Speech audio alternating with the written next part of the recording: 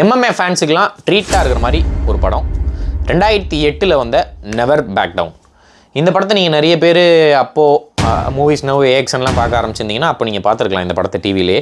So 2008 வந்த படம் வந்து கம்ப்ளீட் எம்எம்ஏ ஓரியன்டான ஒரு படம்.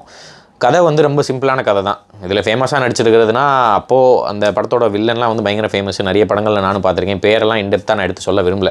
ஆம்பர் ஹெட் நடிச்சிருப்பாங்க. ஸோ படத்தோட கதை வந்து ஹைஸ்கூல் புள்ளி. நம்ம ஹீரோ வந்து ஒருத்தர் ஹைஸ்கூலில் புள்ளி பண்ணிகிட்டே இருப்பாப்புல. அவர் வந்து பயங்கரமான ஒரு எம்எம்ஏ ஃபைட்ரு.